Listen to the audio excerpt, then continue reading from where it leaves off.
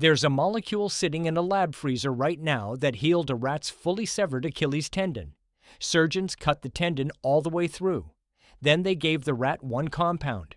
Weeks later, the tendon knit itself back together.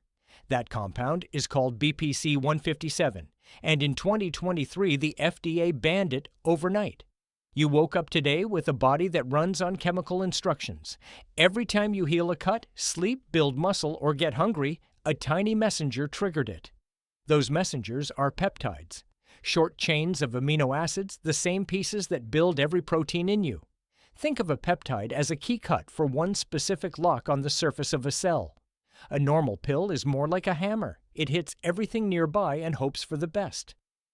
The first peptide medicine was insulin, isolated back in 1921. In 1985, doctors used a peptide called luprolide to shut down testosterone in prostate cancer patients. So this class of drugs has quietly worked for 100 years. Then something changed in 2013, and it had nothing to do with medicine. A company called Myriad Genetics patented the BRCA1 and BRCA2 genes, the ones tied to breast cancer. The Supreme Court struck it down. You cannot patent something that occurs naturally in the body.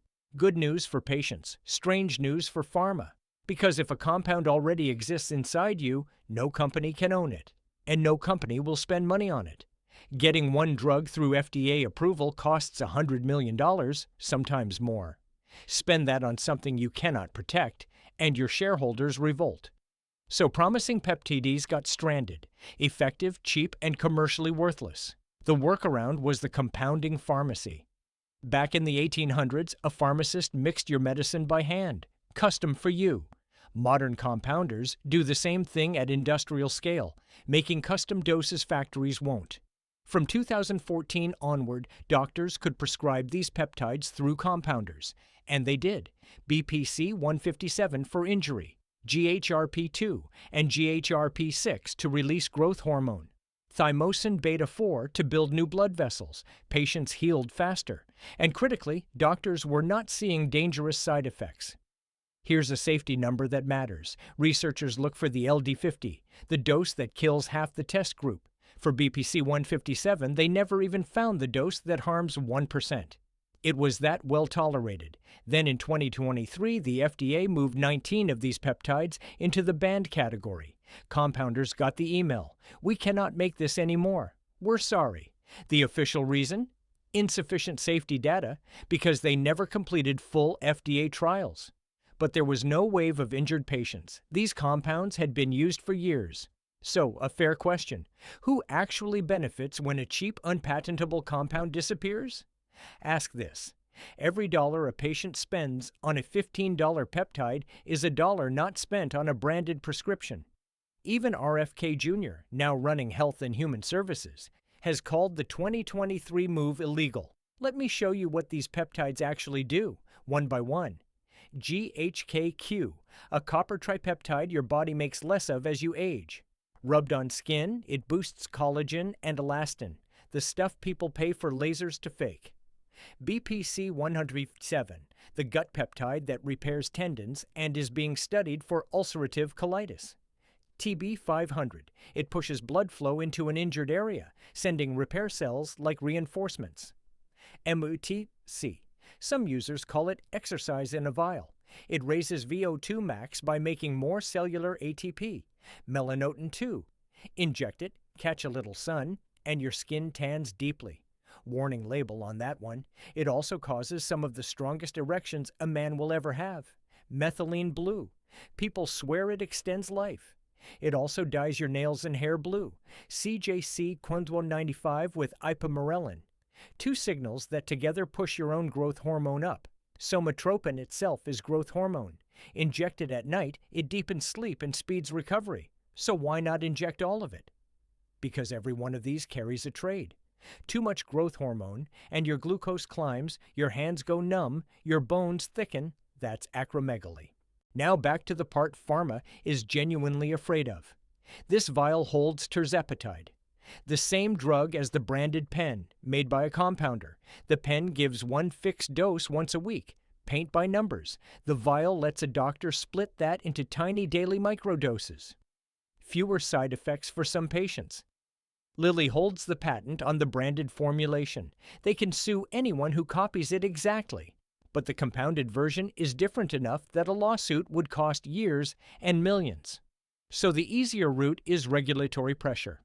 The FDA commissioner has tweeted more about cracking down on compounded GLP-1 than about heart disease. And the taxpayer funds that enforcement, not the drug company. Here's the payoff that made all of this explode.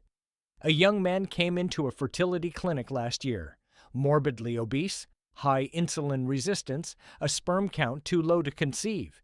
He started tirzepatide, changed his diet, trained, and lost 100 pounds. His sperm count rose 10 times over into the normal range.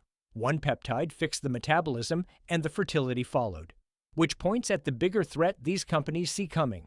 This one, retatrutide, it hits 3 receptors at once: GLP-1, GIP, and glucagon. That glucagon hit pulls fat straight out of the liver, where too much fat causes fatty liver disease. In trials, patients lost 20 to 25% of total body weight. Bodybuilders already treat it as standard for cutting before a show, using research-only versions. Doctors predict it becomes a trillion-dollar drug, and Lilly will own the patent completely. So where do people get banned peptides now? The gray market stepped in the moment the ban hit. Vials get sold labeled research use only, for your rat, not for you. Everyone knows the game. The problem is zero quality control. Ordering it is like eating gas station sushi. You don't know the dose, the purity, or whether it's contaminated with endotoxins. That's why doctors want these back in the regulated compounding system. And on April 15th, the FDA announced it will reconsider 7 peptides in July, moving them from banned back to legal to compound. BPC 157, TB 500, MOTSC, and cognitive peptides among them. One of them, Cmax, was first studied in Russia after brain injury and stroke. Sniffed through the nose, it reaches the brain and seems to sharpen thinking. But here is the honest part nobody selling this will tell you. No peptide skips the work. There is no such thing as a free lunch. A GLP-1 drug is the closest thing to a shortcut, and it still won't lift the weights for you. Worse, rapid weight loss burns muscle along with fat. Muscle is your most metabolically active tissue.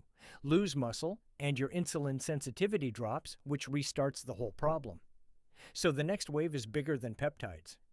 Biologics called myostatin inhibitors. Bimagrumab from Lilly, plus 2 rivals, block the enzyme that breaks muscle down.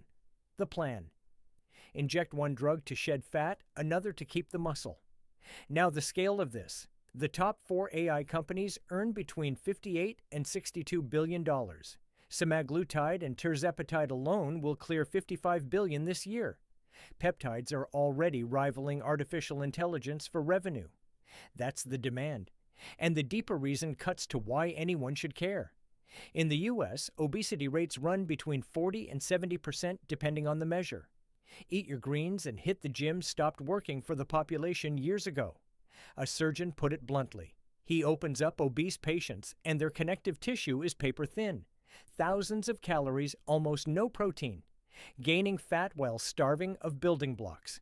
Metabolic disease sits under heart disease, stroke, cancer, and erectile dysfunction. Fix the root and you may prevent the diseases that flood hospitals downstream. Which brings back that fertility trajectory, the scariest chart in this whole subject. In 1973, average sperm count was dense and high. By recent measures, it has fallen sharply. Multiple studies confirm it. Microplastics and toxins play a role, but the biggest fixable factor is metabolic disease, which means for the first time a peptide might reverse a decline we thought was permanent. So the real question isn't what peptides can do.